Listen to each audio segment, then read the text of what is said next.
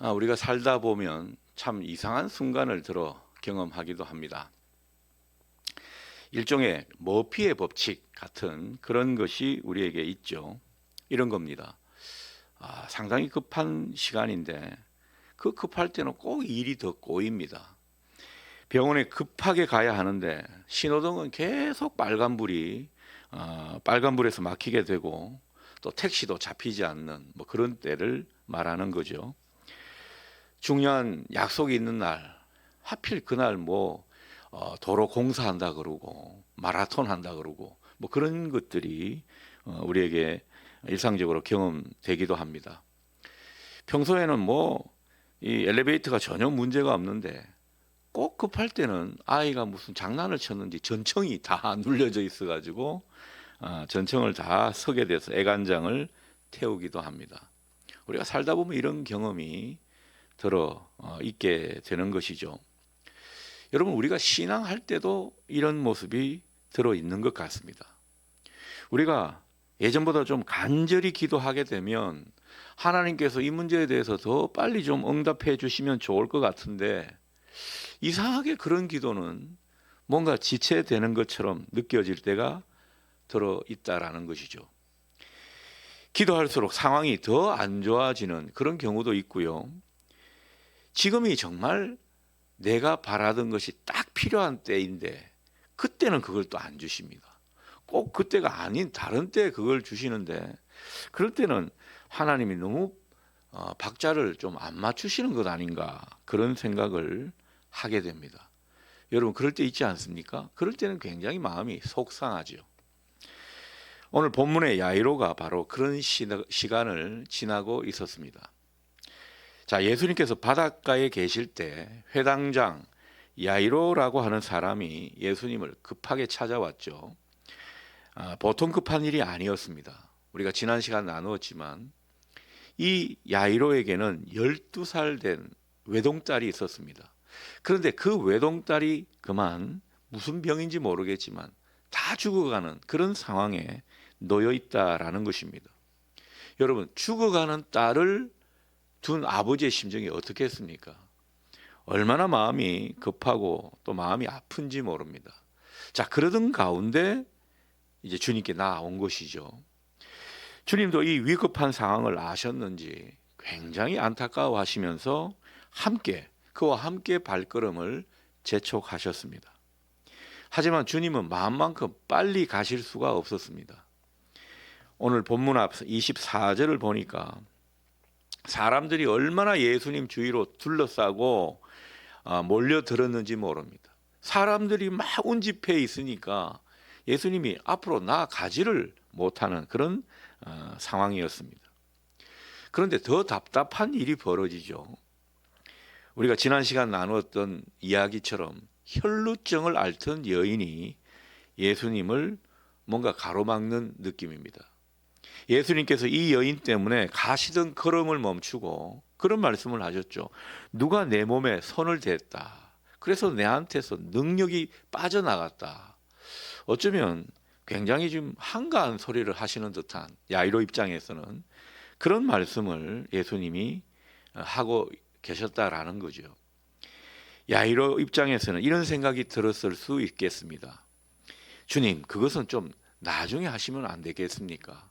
이 여인도 좀 나중에 좀 만나서 이야기하시면 안 되겠습니까?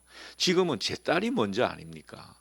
제 딸이 지금 죽어가는 마당에 주님 왜 이러십니까? 아마 속이 타들어가면서 그런 속마음을 아마 주님 앞에 피력하지 않았을까 생각하게 됩니다. 우리도 때로는 그런 야이로의 마음과 비슷할 때가 있죠. 주님, 지금 이 문제부터 좀 해결해 주십시오. 다른 거는 제가 바라지도 않습니다. 다른 건 또 나중에 하셔도 되고 제발 이 문제부터 좀 해결해 주십시오.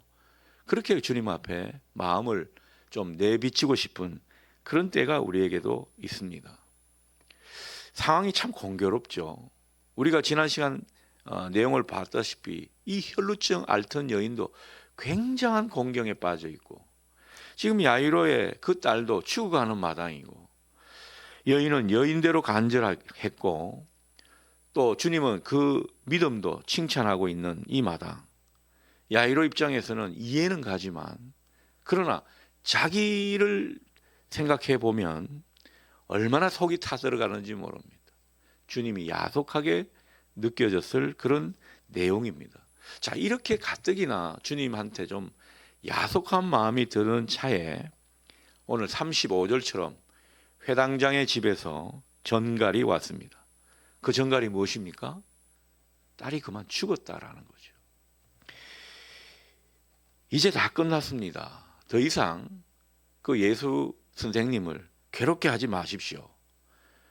이것은 점잖게 말하고 있지만은 그 예수님한테 더 기댈 것도 없습니다. 이런 말이 될 것입니다. 희망이 완전히 끊어진 그런 순간을 야이로가 맞고 있는 것입니다. 자, 그런데 주님께서 바로 그때 이런 말씀을 그에게 하고 계시죠. 36절입니다. 두려워하지 말고 믿기만 하라. 여러분, 우리 따라 해보겠습니다. 두려워하지 말고 믿기만 하라. 오늘 주님이 우리에게 들려주시는 말씀인 줄 믿습니다. 그런데 야이로의 입장에서는 그런 생각이 들 거예요.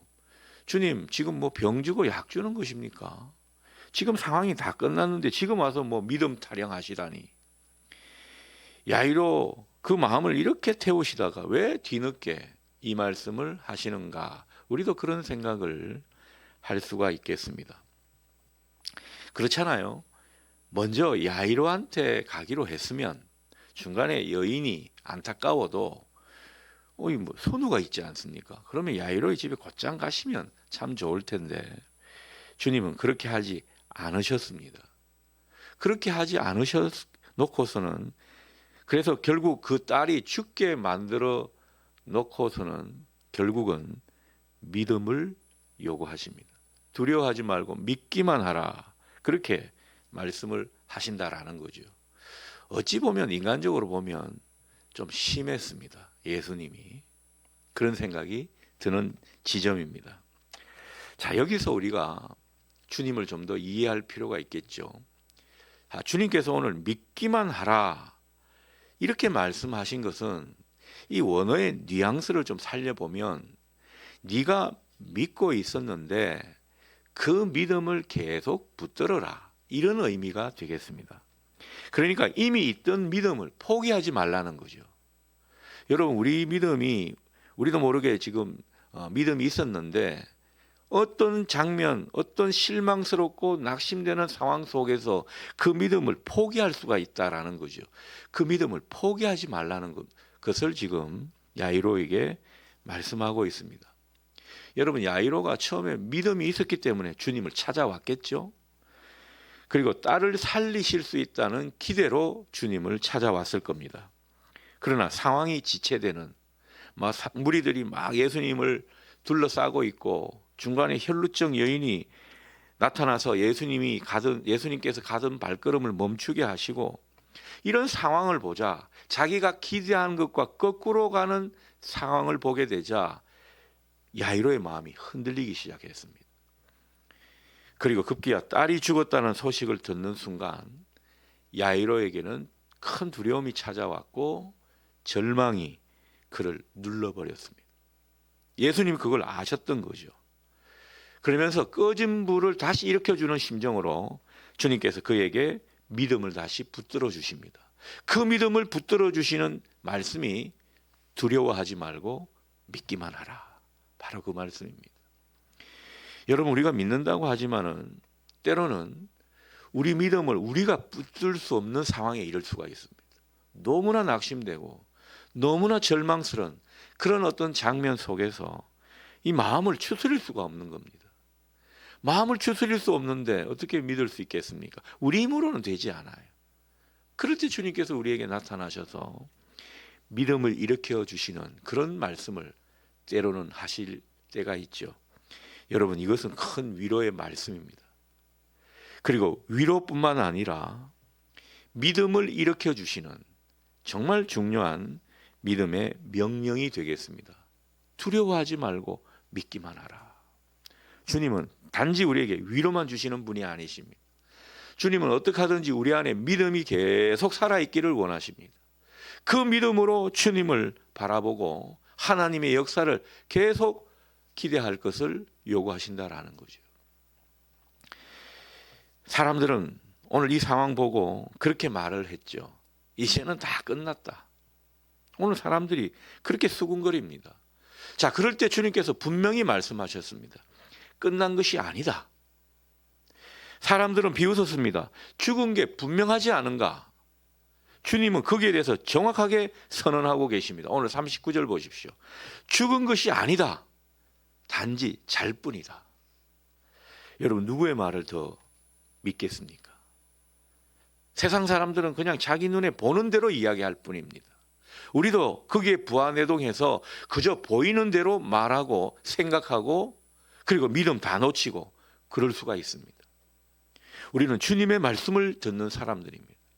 오늘 주님이 말씀하시죠. 죽은 것이 아니다. 끝이 아니다. 여러분, 주님의 말씀 가운데 소망을 붙들 수 있기를 바랍니다. 우리가 사람들 소리를 듣고서는요, 희망을 가질 수가 없습니다. 그러나 우리 상황을 너무너무 잘 아시는 그 주님이 우리에게 선언하시고 우리에게 조언을 해주시고 하시는 그 말씀을 붙들 때 우리는 다시금 믿음이 다시 일어서게 될 줄 믿습니다. 오늘 주님은 분명히 말씀하시잖아요. 죽은 것이 아니다. 잔다.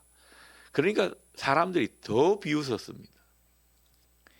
그래서 결국 주님은 오늘 41절의 행동을 이어가신 것이죠. 아이의 손을 잡고 말씀하십니다. 달리다 쿰. 무슨 뜻입니까? 소녀여 일어나라. 내가 내게 말하노니 소녀여 일어나라. 주님께서 말씀하실 때, 주님께서 선포하실 때 죽음은 물러가고 말았습니다. 생명이 다시 일어났습니다. 오늘 42절 보십시오. 12살 된 이 소녀가 일어나 걸었다고 성경은 분명히 전하고 있습니다. 사람들이 드디어 이 모습을 보고 얼마나 놀라는지 모릅니다. 그렇습니다. 주님은 두려움과 절망에 빠진 야이로의 믿음을 키우시기 위해서 일부러 지체하신 것이라고 볼 수 있겠습니다. 단순히 병을 고치는 믿음이 아니라 죽음도 넘어서는 그 믿음으로 이 야이로를 인도하시기 위해서 이런 일을 보이셨다라는 거죠. 그렇게밖에 해석할 수가 없습니다. 다행히도 야이로는 주님께서 그에게 믿기만 하라 그렇게 말씀하셨을 때 여러분, 야이로가 그 말씀대로 믿고자 했고 그래서 믿음을 갖게 된 것입니다. 여러분, 야이로가 믿음을 다시 갖게 된 것을 어떻게 알 수 있겠습니까? 그가 제자들과 함께 주님을 따라 자기 집에 간 것을 보게 되면 알 수가 있죠. 만일 믿지 않았다면 그 자리에서 주님을 돌려보내는 말을 했을 겁니다. 주님, 그간 예 많이 쓰셨습니다. 이제 좀 돌아가 주십시오. 그렇게 말하지 않았겠습니까? 왜 주님과 함께 죽은 딸에게 가는 것입니까? 예수님 말씀을 붙들었다라는 거죠. 야이로가 정말 잘한 것은 예수님 말씀을 지금 자기 수준에서 믿기든지 안 믿기든지 그 말씀을 붙들려 했다라는 거죠. 그 말씀을 붙들고 끝까지 주님을 따라갔더니만 결국은 이 위대한 기적을 마주하게 된 것입니다. 여러분, 이게 믿음입니다. 다른 사람들이, 세상 사람들이 다 끝났다고 말할 때 주님은 아직 아니라고 말하신다면 그 말씀을 붙드는 거죠. 그 말씀을 붙들고 한 걸음 더 가는 것, 그게 바로 믿음이 아닌가 싶습니다. 결국 야이로는 이 믿음 덕분에 죽음을 뛰어넘는 초월의 능력을 경험할 수가 있었습니다. 그 믿음이 결국 기적을 보게 한 것이죠. 여러분, 우리가 기적과 같은 순간을 경험했습니까? 다 이 믿음이 있었기 때문입니다. 우리 중에는 죽음의 고비에서 살아나는 분들도 있었잖아요. 우리가 믿음으로 기도했기 때문입니다. 그리고 당사자가 믿음으로 주님을 끝까지 바라봤기 때문이라고 봅니다. 만일 그게 믿음이 없었다면 하나님의 기적, 하나님의 역사는요, 우리 눈에 확인되지 않았을 겁니다. 물론 하나님의 뜻 가운데, 섭리 가운데 우리의 기대대로 되지 않는 부분도 있겠지만은, 그러나 하나님의 뜻이라면, 하나님이 우리에게 그것을 허용하시는 내용이라면 믿음이 결국은 놀라운 일을 보게 한다라는 거죠. 여러분, 우리가 그럴 때가 있다고 서두에서 말씀드렸죠. 우리가 뭔가 원하는 대로 하나님이 박자를 맞춰주지 않을 그럴 때가 있다라는 겁니다. 우리가 막 이렇게 움직이는데 주님도 우리 쪽으로 움직여 주시면 좋겠는데 주님은 가만 계시는 것 같고 지체하시는 것 같고 아무 일도 안 하시는 것 같은 그런 때가 우리에게 있다라는 거죠. 기도했는데 상황은 더 나빠집니다. 기대했는데 오히려 더 무너지는 일을 만나게 됩니다.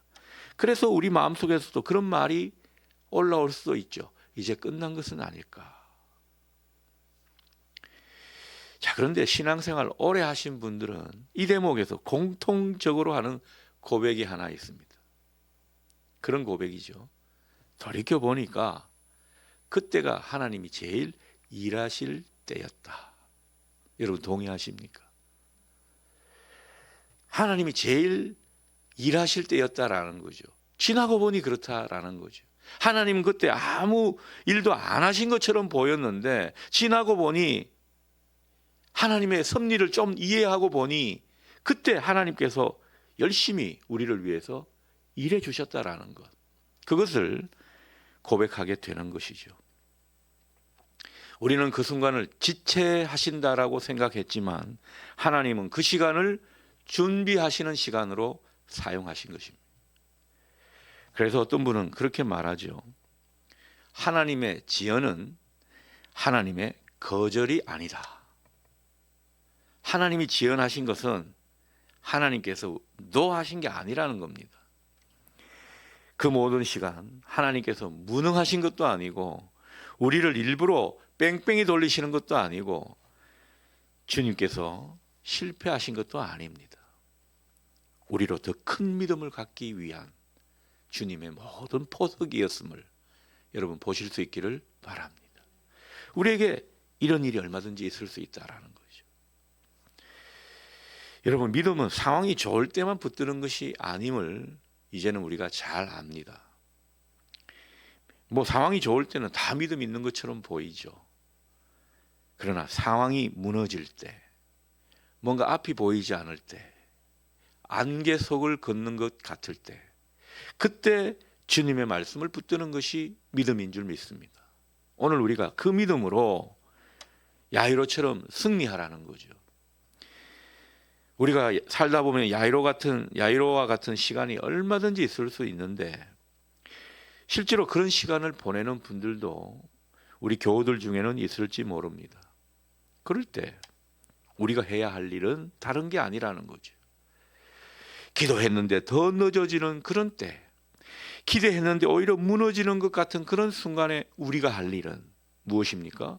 주님의 말씀을 붙드는 것입니다. 두려워하지 말고 믿기만 하라.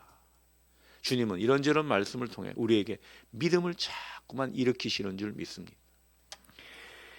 오늘 주님의 말씀하신 이 말씀을 붙들고 우리도 주님과 함께 한 걸음 더 가보는 이 남은 한 주, 그리고 앞으로 여러분의 인생 여정이 되실 수 있기를 바랍니다. 우리가 어느 정도 그 길 끝에 이르렀으면 분명히 알게 될 겁니다.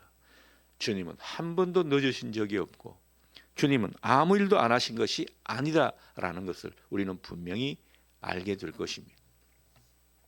오늘 이 믿음으로 주님을 바라보는, 주님을 새롭게 바라보는 저와 여러분 되시기를 주님의 이름으로 축원합니다. 아멘.